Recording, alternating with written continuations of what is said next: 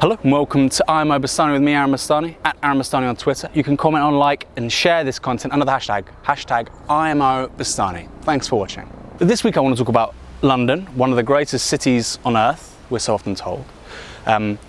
We've been seeing a barrage of stories recently from Raphael Bert, The Guardian, about why he wants to leave the city, why it's lost its cool, why it's lost its edge, why it's not the place that it used to be. Similar story from Alex Proud of the Proud Galleries, Camden Bar, very associated with all that was cool and dynamic about London in the late 1990s. They both said similar things. They said London's gone, its reputation is kind of diminished amongst the in crowd, and that they are going to go and play elsewhere.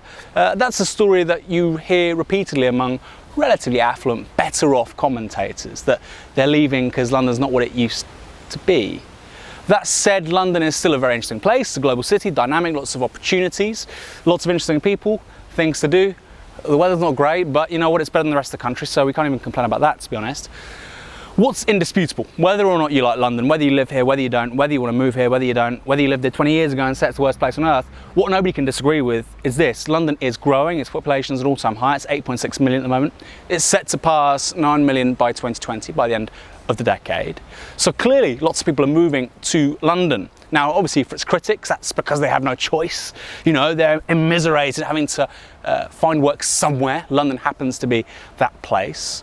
For its kind of champions, they said, well, look, you know, the eulogists of London said, look, it's a wonderful, great city. If it was so crap, people would be leaving, like they did for much of the 20th century. For much of the 20th century, the story of London was one of depopulation, suburbanisation. That's been reversed since the early 90s. They say the reason for that is, look, we've got more Michelin star restaurants, we've got more multiculturalism, we've got more pret-a-mangers, we've got, you know, really interesting, vibrant, creative industries. That's why the city's growing, of course. For one of those advocates of London, one of its evangelists, Janan Ganesh, or as I like to call him, Janan Shilesh, one of the perennial idiots at the Financial Times, the fact that London's population is increasing is a testament to what a great city it is, and how gentrification isn't really a thing, how it's not happening. You know, people aren't struggling in London because the population's going up, so of course everybody's coming here because it's so great and wonderful and there are no downsides. I'm going to quote Janan, writing for the Financial Times 10 days ago. Here we go, I quote: "If London only works for plutocrats, then the poorer migrants, British arrivals from other parts of the country and existing residents choosing to have children here, must all be gripped by false consciousness. The alternative, that they correctly fancy their chance in the productive chaos of an open city, is weirdly hard for some to credit." Now, this isn't going to be the last time on a Enviro Media platform, be it TV Wire or FM, that I'm going to slag off Janan Ganesh. He's an awful writer. Everything he's ever written is worthy of going in a dustbin.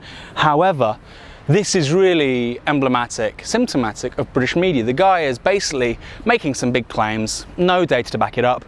Here's an observation: yes, London's population is definitely getting bigger. Nobody's doubting that. And here are my pre-existing biases. I love rich people. I hate poor people. I am a writer, a sycophant, a fluffer for the global 1%. Bear in mind, this guy is a biographer of George Osborne. And I'm going to get my prejudice, and there's the observation, and I'm going to make them meet in the middle. You know, screw any data to back it up, screw talking to people, focus groups, interviews. Don't need that. This is Britain after all. We do things the way we fucking like. No. He is really a testament to a British media that just says what it likes, totally unsupported, without any corroborating data. You know, has he gone into Pret and spoken to the people making, you know, the baguettes and the pastries? No. Has he gone to Greggs and talked to the people behind the counter? Is he talking to the cleaners at the Financial Times offices on Southwark Bridge in London? I really doubt he is. Actually, if he was speaking to the cleaners, he'd find out that many of them are Latin American. Why are so many cleaners in London Latin American? There's a really clear explanation for it. Many of them, most of them, were working in Spain before the crisis, many in construction. Right? Many of the men, you know, as the gender division here, many of the men were working in construction. They're working in Spain until 2008. Huge economic crisis, right? They've got Spanish, they've got European passports, they have a right to work in all 27 member states. Huge economic crisis, unemployment escalates across, you know, much of the continent, Spain, Italy, France, Greece, particularly youth unemployment. I'll go back to that in a second. Unemployment goes up, so where do these people go? They go to the one place where there's work. Now, I spoke to two Spanish cleaners, Hispanic cleaners, Latin American cleaners. I think they were both from Ecuador, at the Royal College of Music. I spoke to them a few weeks ago. They'll be on a Navarra TV project very, very soon. And they told me, they said, Aaron, look, the quality of life we have in London is nowhere near as good as what we had in Spain before '08. The pay's worse, how much we spend on rent, on travel, bills is a lot higher. The quality of life's not as good, but we have no choice since the crisis. And making ends meet here and saving a little bit, it's still better than what we could do back in Quito in Ecuador, right? Because at least we can send somebody back. The pound is strong, that makes sense. It makes sense to be an economic migrant in Britain because the pound is so strong, that's the major reason. And there's lots of work, even though it's not very well paid, but they were very clear that life was much better for them before. Now, that's just one industry. Tens of thousands of Latin Americans coming over since '08 working in, being cleaners really. That's just one industry. But the broader story is this. You've had a big economic crisis, a global economic crisis in 2008, but particularly in Europe, particularly in the Eurozone, that's led to increased and underemployment, particularly amongst the young. I think Italy and Greece have something like 50% youth unemployment. France is up there in the 30s, even Poland, I think 21% youth unemployment. Romania, 23% youth unemployment. So in these countries, lots of and underemployed young people, they want work. There's a strong currency not far away. They can send remittances back home. They can save a bit. It makes perfect sense for them to come to London and work, even if they're earning only £7-8 an hour, even if 80% or 70% or 60% is going on rent, transport and bills. Is that really a reason to celebrate the growing population of London though? An economic crisis without end, and an underemployment across an entire continent, mostly because of the orthodoxy of the European Central Bank, and a currency, the euro, which isn't working?